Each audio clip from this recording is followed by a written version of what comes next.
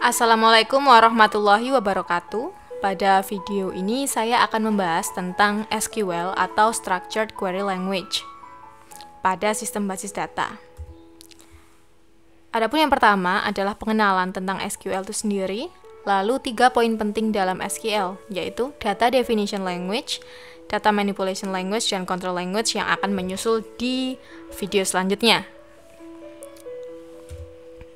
Nah, sedikit kilas balik dari apa yang sudah kita kerjakan sebelumnya, di mana kita sudah membuat rancangan physical data modeling dari sebuah sistem basis data. Contohnya adalah basis data perpustakaan. Nah, seperti ini kan ya, kita sudah buat PDM-nya.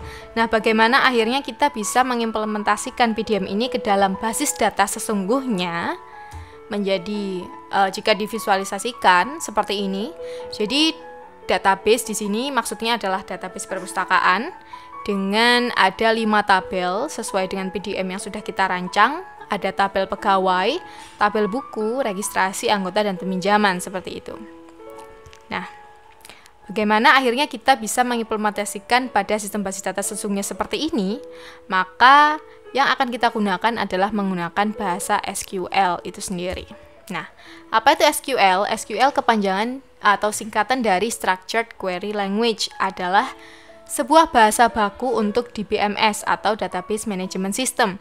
Dari pertemuan pertama, kalian sudah membuat modul dari beragam DBMS seperti Oracle, SQL Server, MySQL, PostgreSQL, FoxPro, seperti itu.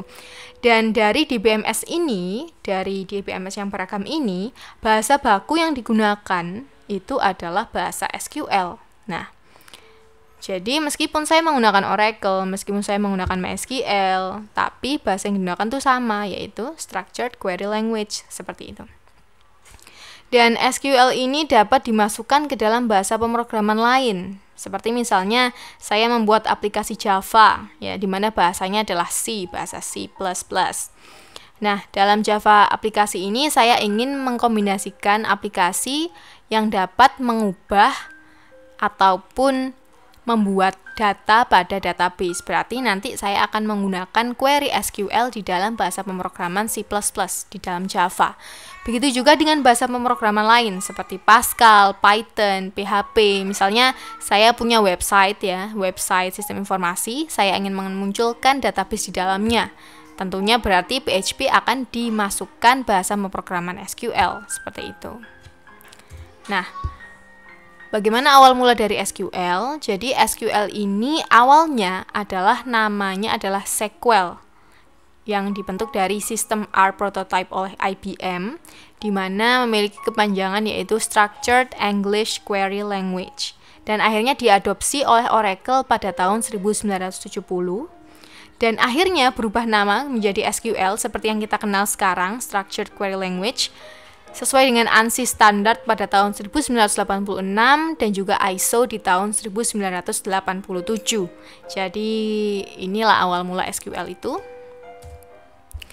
Adapun dalam SQL itu ada 3 komponen yang menjadi komponen penting. Yang pertama adalah Data Definition Language atau DDL yang akan kita bahas pada video kali ini. Lalu untuk 2 berikutnya adalah Data Manipulation Language dan Data Control Language. Untuk DDL adalah sebuah perintah SQL yang digunakan untuk mendefinisikan data. Nah, di sini ada 3 query yang bisa digunakan. Yang pertama adalah create, yang digunakan untuk membuat basis data atau tabel baru. Jadi ketika kita ketika kita ingin membuat database secara nyata menggunakan SQL, berarti awalnya kita harus membuat database-nya dulu atau membuat DB-nya dulu menggunakan query create. Nah, contohnya di sini saya akan membuat database perpustakaan. Berarti query-nya adalah sintaksnya ya, adalah create database perpustakaan. Dan untuk bahasa SQL, semua perintah sintaks query-nya itu diakhiri oleh semikolon atau titik koma, seperti pada contoh di sini. Nah, jadi ketika kita menuliskan sintaks ini, berarti nanti akan muncul database bernama perpustakaan. Nah, setelah itu, sesuai dengan PDM, di dalam database perpustakaan ada 5 tabel. Ya, contohnya di sini saya akan membuat tabel baru, yaitu tabel pegawai. Menuliskan sintaks query-nya adalah create tabel pegawai.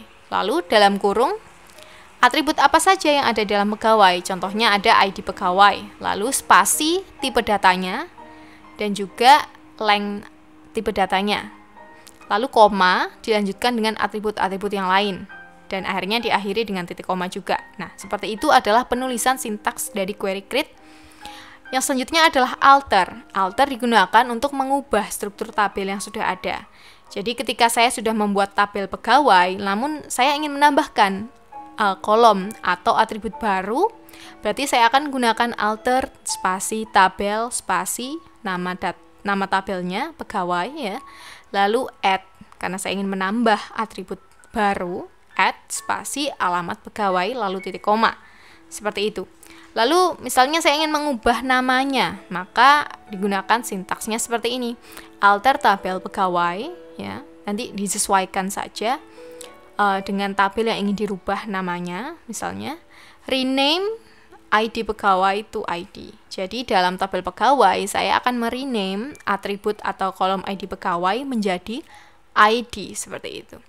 Lalu untuk query yang ketiga adalah query drop. Nah, drop ini digunakan untuk menghapus basis data atau tabel. Contohnya, sintaksnya adalah drop spasi database spasi perpustakaan. Itu untuk menghapus database perpustakaan. Lalu ketika untuk menghapus tabel, maka akan menjadi seperti berikut ini. Begitu juga dengan atributnya, seperti itu. Jadi ini adalah contoh dari penggunaan query data definition language. Dan agar kita memahaminya, langsung saja kita lakukan praktikum. Jadi di sini saya akan menggunakan SQLite, yang mana adalah versi ringan dari SQL. Jadi kita tidak perlu menggunakan banyak memori untuk praktek pada kali ini. Silakan kalian download di website ini ya dengan link sebagai berikut. Lalu install SQLite di masing-masing laptop, dan kita akan menjalankan operasi data definition language di command prompt. Oke, jadi yang pertama kita kunjungi dulu websitenya ini. Di sini ya. Setelah itu pilih yang precompiled binaries for Windows, yang ini, yang .zip, di mana ukuran filenya hanya 1,76 MB. Jadi ketika sudah di-download di sini, ya, lalu kita akan buat folder baru di drive C. Saya akan buat folder baru dengan nama SQLite 3. Oke. Nah, di sini akan saya letakkan hasil dari download zip tadi. Jadi ini ya yang sudah kita download dari websitenya sqlite.org. Kita ekstrak ke dalam folder SQLite 3 yang sudah kita buat sebelumnya. Di ini isinya ada 3 file exe di sini. Kita ekstrak ke C SQLite 3. Oke. Nah, di sini ternyata sudah ya, sudah ada. Dan sudah muncul seperti ini. Nah, selanjutnya kita akan langsung saja mencoba menggunakan command prompt. Ketikkan command prompt. Oh ya, tapi sebelumnya kita harus membuat path dulu di dalam sistem operasi kita. Kita buat dengan cara tuliskan di sini, kita edit dulu di bagian sistem. Di setting ya, kita setting dulu. Buka setting,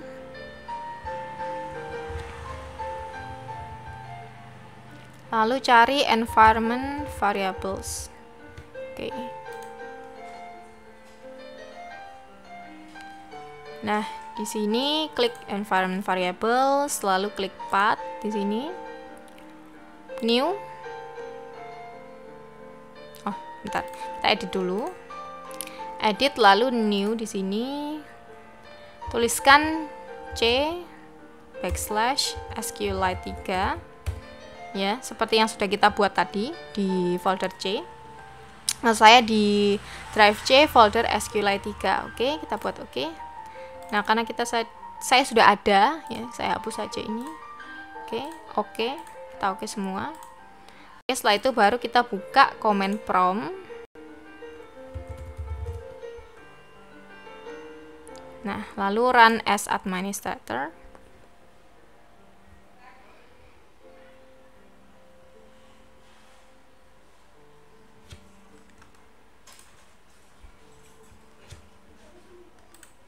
Nah, di sini ya, kita masuk ke directory yang sudah kita buat sebelumnya. Jadi ini kita keluar dulu, cd SQLite 3 seperti ini. Oke, di sini. Nah, sekarang baru kita langsung saja buat database. Misalnya dengan menuliskan seperti ini. SQLite 3 spasi nama database yang akan kita buat. Contohnya adalah perpustakaan. .db seperti ini, titik koma.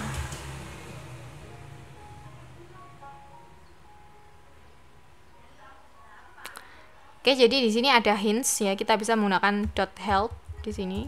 Nah, di sini adalah perintah-perintah apa saja yang bisa kita gunakan di dalam SQLite itu sendiri, seperti ini ya. Nah, misalnya saya ingin menampilkan database apa saja yang ada di SQLite kita, klikkan .databases.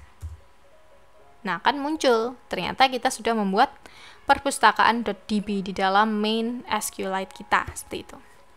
Nah, setelah saya sudah punya database perpustakaan, selanjutnya saya akan membuat tabelnya ya.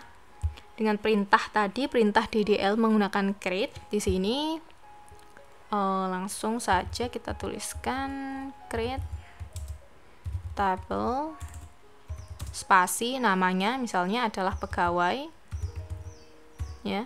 Lalu tadi ada atribut apa? Misalnya ID pegawai ya. Di pegawai, tipe datanya varchar, lengthnya 10 seperti ini, lalu koma ya, nama, spasi, tipe datanya varchar 25 seperti ini. Oke, contohnya seperti ini dulu, kita akhiri dengan titik koma, kita enter. Oke, tidak ada masalah. Lalu ketika kita ingin memperlihatkan apakah tabel tadi sudah berhasil kita buat, tulis saja tables seperti ini. Nah, berarti sudah muncul ya, kita sudah buat tabel pegawai. Lalu misal saya ingin membuat tabel berikutnya, misalnya tabel peminjaman. Create tabel peminjaman. Sini misalnya tadi sesuai dengan PDM yang kita buat, misalnya ada atribut ID misalnya ya. Dengan tipe data in 5 misalnya, lalu ID pegawai,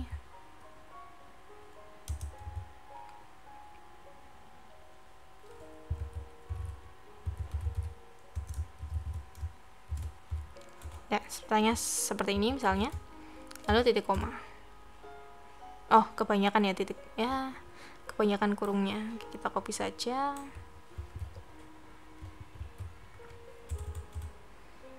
Seperti ini. Oke, sudah. Kita munculkan tabelsnya dengan .tables. Oke, berarti ada dua tabel di dalam database kita, ada pegawai dan peminjaman seperti ini. Jadi ini contoh untuk yang create ya. Lalu bagaimana dengan yang alter? Oke, kita langsung saja praktekkan. Untuk misalnya saya ingin mengganti ID yang ada di dalam tabel peminjaman. ID-nya akan saya ubah menjadi ID peminjaman. Seperti itu ya contohnya. Berarti saya akan buat di sini sintaksnya adalah alter spasi table spasi peminjaman ya. Alter spasi table spasi peminjaman, rename karena saya ingin rename ya. Rename ID to ID peminjaman. Oke, seperti ini. Bisa nggak? Kita coba ya. Oke, berarti nggak ada masalah kalau bisa. Lalu kita munculkan lagi. Untuk melihat struktur dari tabel, kita bisa klik titik skema.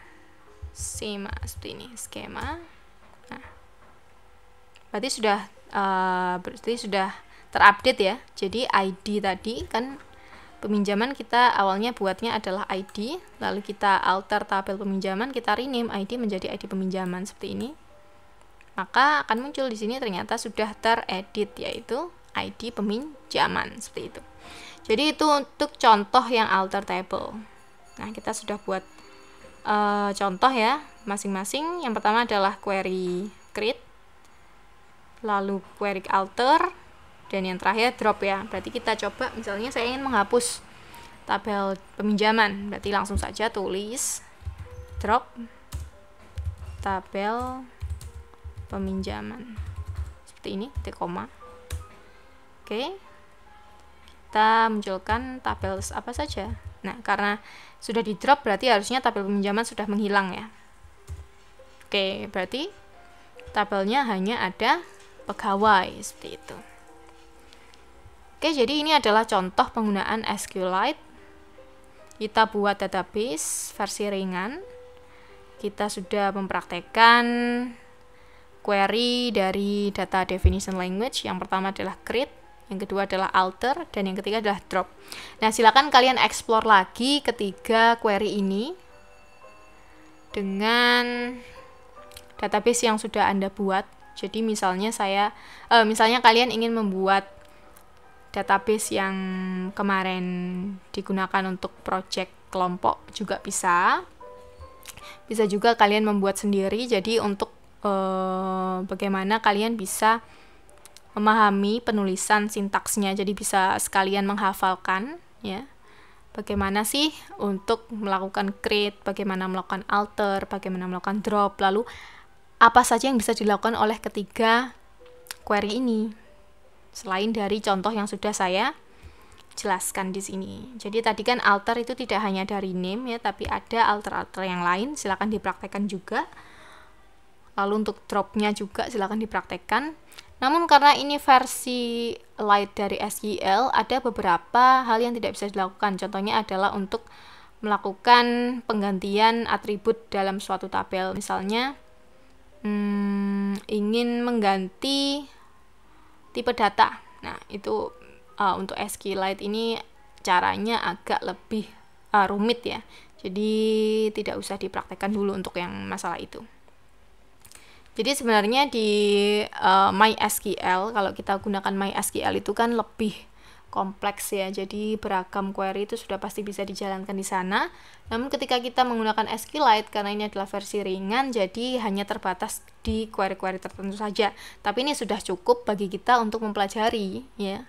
Untuk ya semacam pendahuluan lah. Jadi nanti kita juga akan mempelajari MySQL, tapi untuk pertama ini kita akan gunakan SQLite dulu, seperti itu. Silakan dieksplorasi, bisa di googling juga untuk contoh-contoh yang lain dari query create, alter, dan juga drop. Oke, saya rasa untuk video kali ini akan saya tutup sampai di sini. Silakan nanti dieksplorasi lagi. Saya ucapkan terima kasih atas perhatiannya. Wassalamualaikum warahmatullahi wabarakatuh.